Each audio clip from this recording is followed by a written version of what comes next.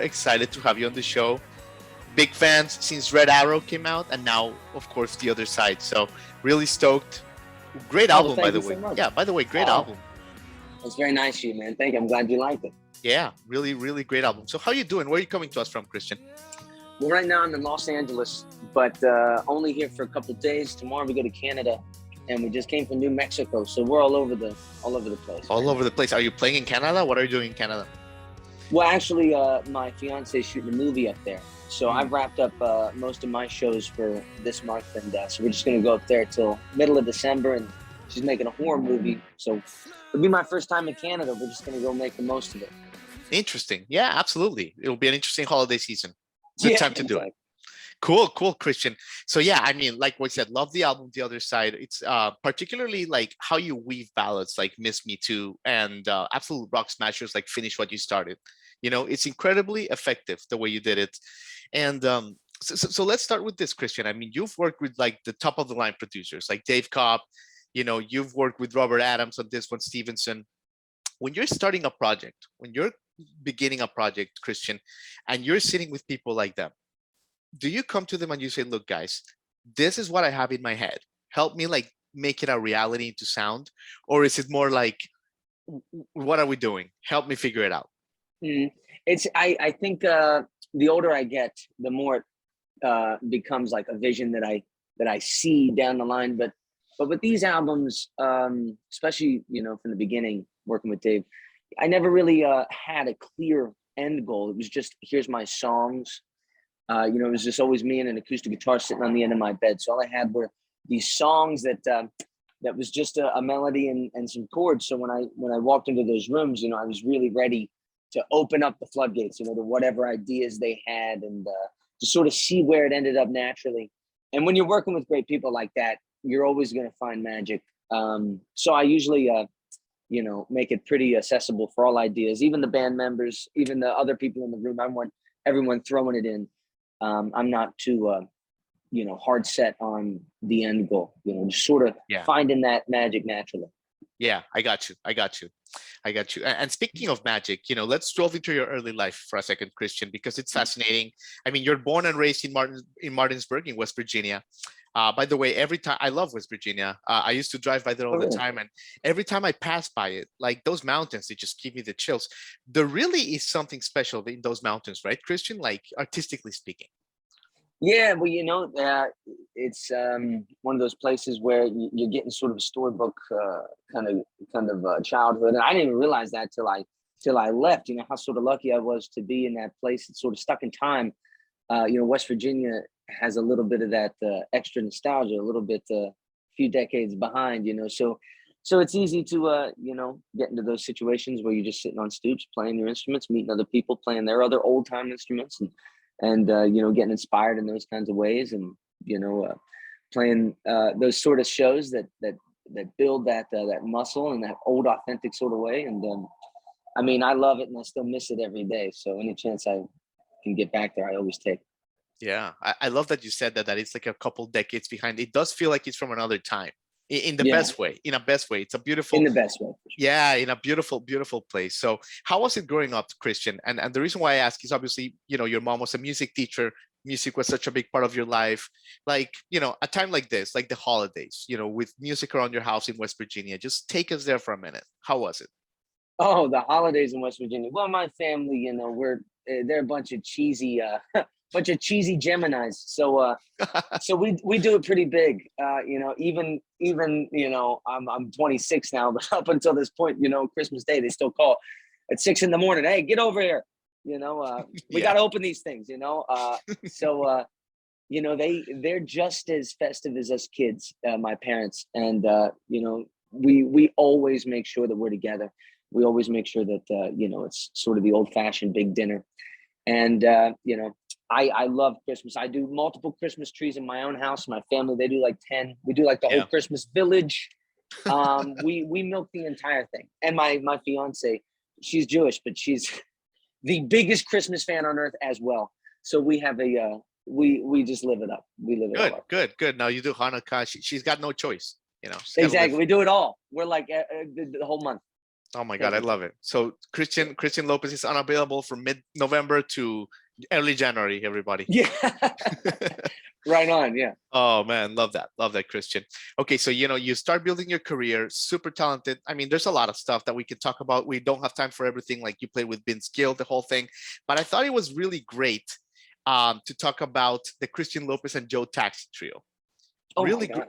really great little like band that you had here in like your early life. You must have been like 16, 17, but like you played the Warp Tour. I mean, you won the Coca-Cola bottle like battle of the bands. Like you had some great success here. Like what do you remember from this little trio, Christian?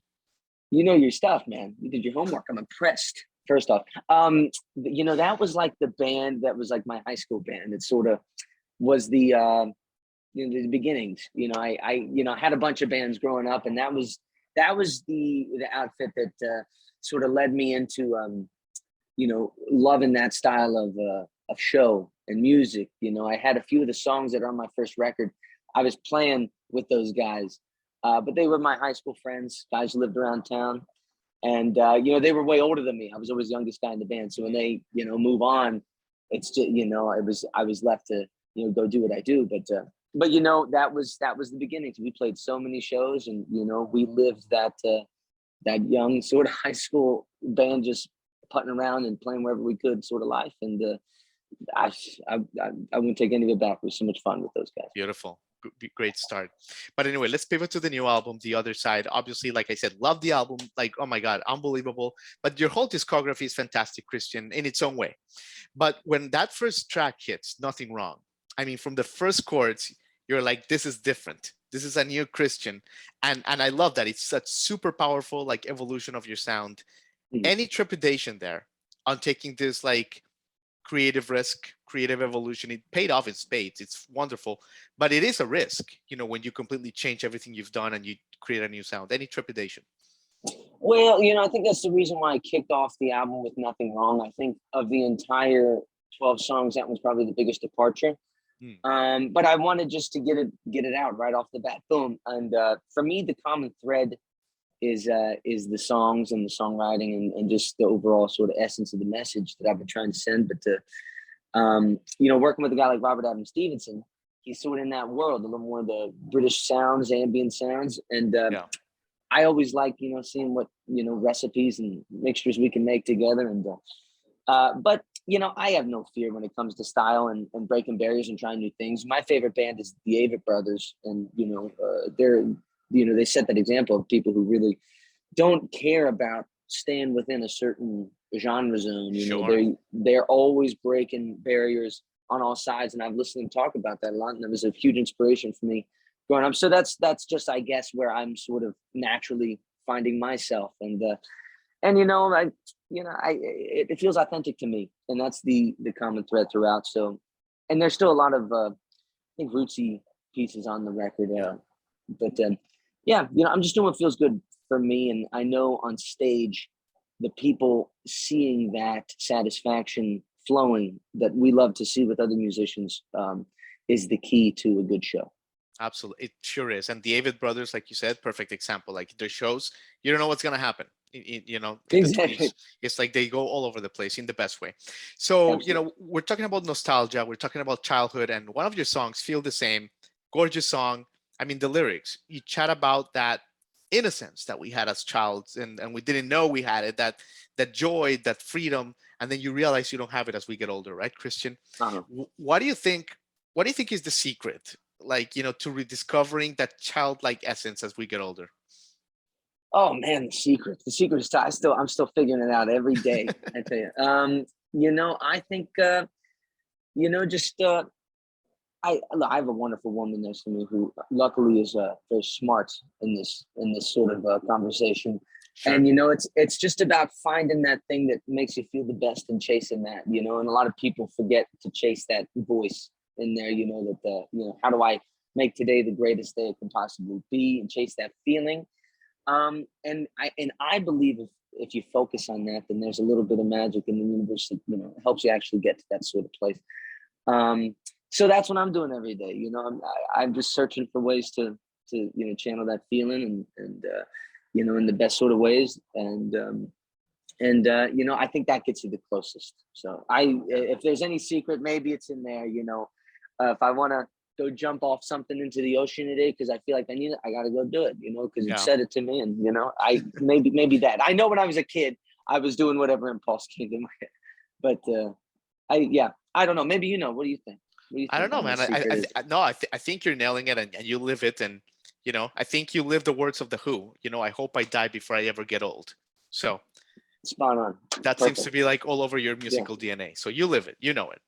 And man, so many stories. You're being so good with your time. Thank you, Christian. But I want to ask you a couple things. I want to ask you, in the summer, Oklahoma City, and this is something that's happened to some of our friends here in Nashville. You go get your gear and you find out that the lock is broken and some people stole some of your stuff from your gear. Can you just share with us like what happened there and how that episode ended? Like, we're pins and needles here. Yeah. Well, we were in Oklahoma City. We were driving to New Mexico, had my full band trailer, and we stayed at a country inn that night. And we pulled in like 2 a.m, parked under a big light.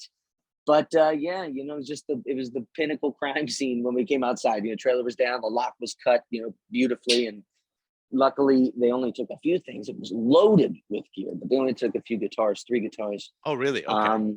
3 guitars, my Martin D28, one of my PRSs, and a Gretsch Electric. 3 great guitars, especially my D28. But turns out it was a little lady that stole them, and I think we saw her the night before, kind of hanging out outside, super late. But she sold them to the local guitar center and gave her name, number, and address. So we were able to figure it out really quick and just get them back. I don't know what happened other than just getting the guitars back, but my parents actually drove to New Mexico the other day and picked them up in Oklahoma City. So amazing. I finally got them back after like 3-4 months of sitting at the police station, but I only got 2 of them back of the 3, but they're the best of the 2, and I mean the 2 best of the 3. But I've heard a lot of those stories too. A lot of my friends have gone through it, and I'm just lucky that that it ended up the way it did. And also, posting about it, if that hadn't happened, the Guitar Center managers would never have known to contact me, who found out through just multiple shares of people just sharing about how things were stolen, and the community sort of coming together on that. So that was a really nice sort of, testament to the, people coming together in that sort of funky time. Yeah. Yeah. Well, we're glad that the 2 that like are matter to you came back, because obviously there's a special connection there, Christian. Last question, and we'll let you go. Thank you so much. You've lived here in Nashville, you've lived in West Virginia, you've lived in a bunch of places. Now you live in New Mexico. And you are like the 4th or 5th like friend of our show that spends some time in New Mexico. Can you just tell us a little bit about the creative community in New Mexico? What's over there? How would you compare it to Nashville? What's missing? What fills you up? Like, just share with us a little bit about it. Well, I've only been in New Mexico now for a few months. We closed in the summer, and with the whole record going on, I've been traveling like crazy, and only had a week here, a week there, 2 weeks here. But I haven't had much time to branch out into the community yet, and get my roots planted with other musicians and sort of the culture there. But where I am in New Mexico, down in the Cibola National Forest in southwest New Mexico, just being on that land and being isolated and having that access to those views and that unaffected sky will do something to the creative process already for me, inside. The few months that we've had it, and I've been sitting over that, but just trying to, write new songs, do new things. And I'm finally getting back to that relaxed place where, it's starting to flow. And it is such a satisfying, creative sort of detox that is finally, the songs are coming out. And that's why I got it. And that's what we're asking for out there. We're asking just to, find inspiration and things like that. And it's easy out there. But compared to Nashville's great. So many friends, all my history's there. But I just need changes of pace every now and then, and I need full resets and things. And New Mexico is definitely it'll be there for the next little while for this next chapter. Well, Christian Lopez, you've said it all. You have a Hanukkah to celebrate. You have a Christmas to do, trips to make to Canada, LA to enjoy. So we'll let you go. But what an album. Thank you for your time. And we look forward to catching you on the road. I can't thank you enough, man. I appreciate the good questions, good hang. Absolutely, Christian. Take care. All right, brother. See ya.